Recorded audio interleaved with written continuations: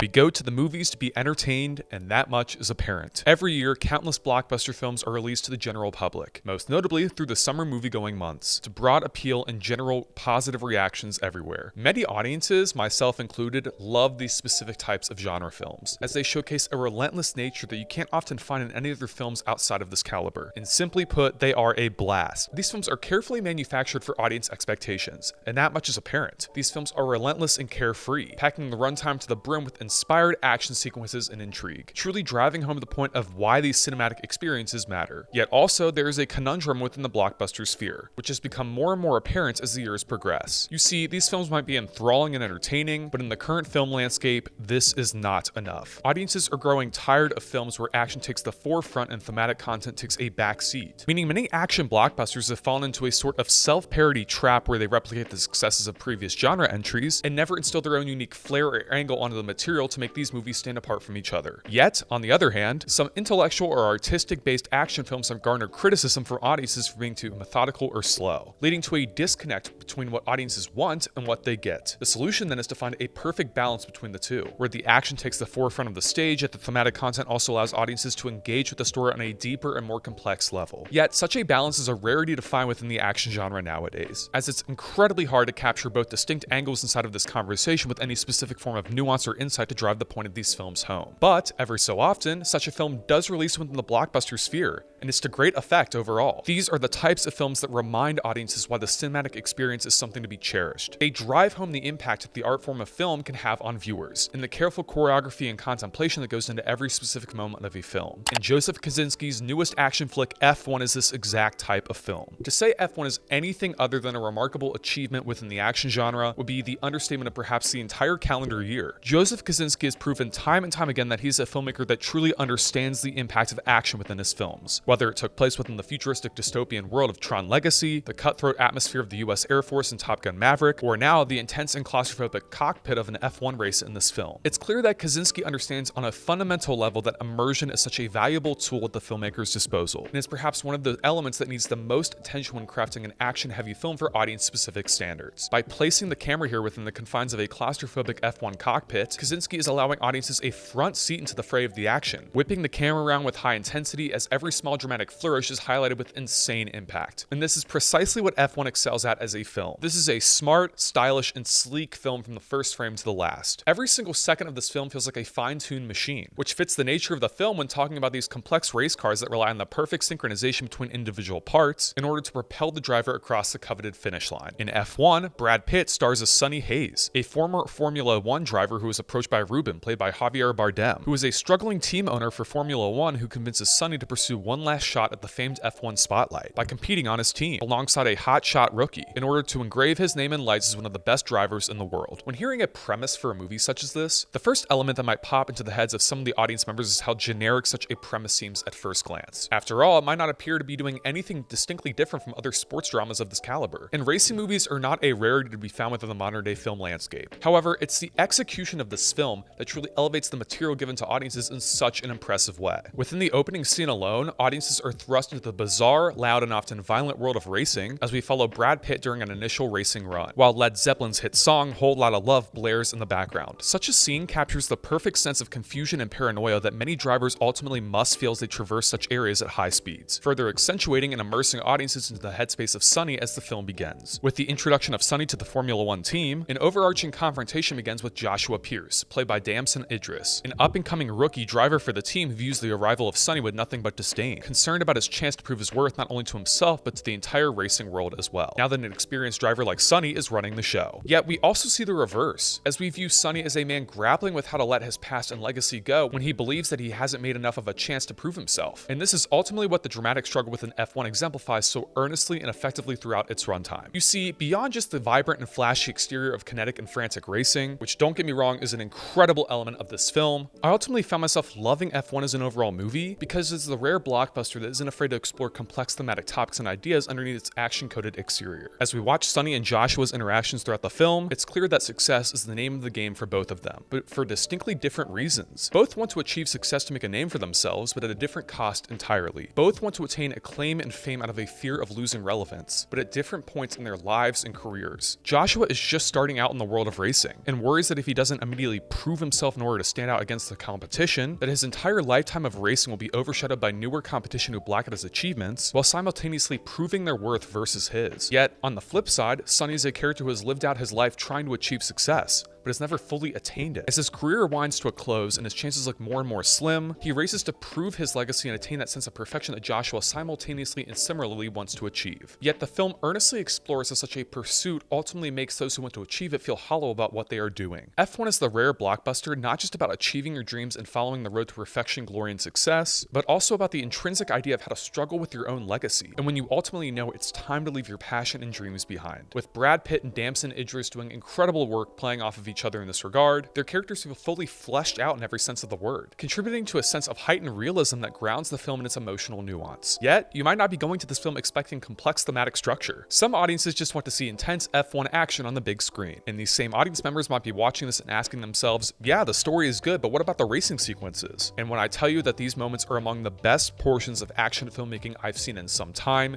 you better believe it. As mentioned, one of the key points of immersion into this film is how Kosinski and his crew understand how to place the audience into the thick of the action, which means here, the camera is placed inside of the tight confines of the cockpit, highlighting both the nuance and emotion of the drivers while also underlying the fast-paced world that moves outside of the car. You see, F1 works on such a fundamental level because it understands the power of the smaller, more intimate moments outside of the bombastic racing scenes. Don't get me wrong, F1 still has a plethora of intense moments to boot, yet it also combines this with a real emotional core that makes us feel so much more well-rounded than other films of this type. Javier Bardem steals every single scene as the team leader Ruben, instilling a charming comedic edge to the material when needed, but also cutting into an emotional angle that changes and shifts the tone and atmosphere of the film with ease when it needs to, with grave moments of seriousness throughout. Carrie Condon also does great work as Kate, who starts to question the intrinsic value of racing herself and her role inside of it with the introduction of Sonny, who shakes things up within the structure of her racing organization. In terms of crafting a well-rounded cinematic experience, both in terms of complex narrative structure and enthralling action filmmaking, Kosinski and his team have once again knocked it out of the park. The comparisons to Top Gun Maverick are accurate, but the film never falls into blatant self-parody in this regard. Rather, it stands apart on its own, forging its own individual path and never looking back. While there might not be anything wholly original about its premise or execution, it works because of how earnest and heartfelt that execution is conveyed. The Hans Zimmer music score here works wonders, blending a techno-infused style into moments of dramatic tension that highlight the intensity and delirium of the situation. This intense score is also complemented with incredible sound design that truly takes audiences on an immersive journey into this world. This film was made for the premium screens, so Dolby Cinema or IMAX is a must. I personally saw it in Dolby Cinema for my screening, and it was so loud I left feeling like I had just been inside of an indoor concert. It's almost unbelievably loud. As mentioned, Kosinski understands how to transport audiences into the midst of action itself, but this is also due in part to how inspired his capability as a filmmaker truly is. Unlike many other action films and big budget blockbusters of late that rely on a form of shaky cam style cinematography to highlight tension and unease for audiences, Kosinski showcases how such a gimmick is ultimately unnecessary and unneeded for immersing audiences into the material. Every choice and shot here from a directorial standpoint is stable. Nothing feels out of place, moments are cold, calculated, and carefully controlled. Yet the impact largely remains the same. Kosinski truly knows what works for audience expectations inside of the genre at this point, and it shows. He understands that large-scale moments deserve the framing and composition that would best complement their intensity, and so many of his choices in this regard here are staggering to say the least. Now, for everything that F1 does on such a high and advanced level compared to most modern blockbusters, and regardless of how incredible the film is overall, that's not to say that F1 is completely without fault. In particular, there is a specific portion of the film in the middle that feels slightly drawn out. The character development within the movie is one of the strongest points of the film, no doubt about it. But this slower portion of the film really highlights every unflinching moment of this character development, which can feel jarring for audiences who aren't expecting something like this within the film. Yet ultimately, this doesn't take away from how powerful and enthralling the end result of F1 as a film truly is. I walked out of the theater from my screening with a rare feeling that has only occurred a few times over my tenure as a film critic, and only happens specifically with certain films of this caliber. I was completely hooked and invigorated. I was buzzing from the moment I walked out of the theater with a huge smile on my face to the time I finished compiling my notes for the film. F1 is not only the rare blockbuster that truly showcases the unique form and tone of this type of filmmaking, but remains a powerful reminder of the power of the cinematic experience overall and why movies matter in the first place. It's hard to imagine anyone who this film wouldn't appeal to, which makes it a perfect watch at the movie theater, especially over the next week if you're in the US with the national holiday occurring. For all the large large-scale moments of racing, for all the intricate moments of quiet character development, for all the techno music infused and bass rumbling moments of intensity and exhilaration, F1 is exactly the type of blockbuster film we need right now. Sometimes you just walk out of a film and you think to yourself, that was an amazing movie. And this is precisely the reaction I had walking out of F1. As someone who has zero clue or context in the real world of racing that this film teases, I can't speak to the fans' perspective on what this film either does or doesn't do well enough, but as a film critic, I can tell you that you will not find a movie as fun as F1 for the remainder of this summer. And I mean every single word of that. This is high octane and large scale filmmaking of the highest order, and I suspect it'll be a crowd pleasing success for audiences everywhere when it hits theaters. Buckle up and hold on, because this one is a wild ride.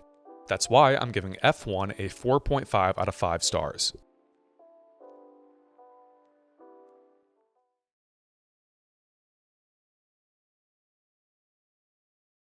Hey guys, thanks so much for watching this review on my channel. If you're new around here and you like the content you see, don't forget to click that subscribe button down below, like the video, and turn on push notifications. Also, leave comment suggestions down below for future video, essay, and review topics. With that being said, until next time, this is Mitchell signing off. Peace out.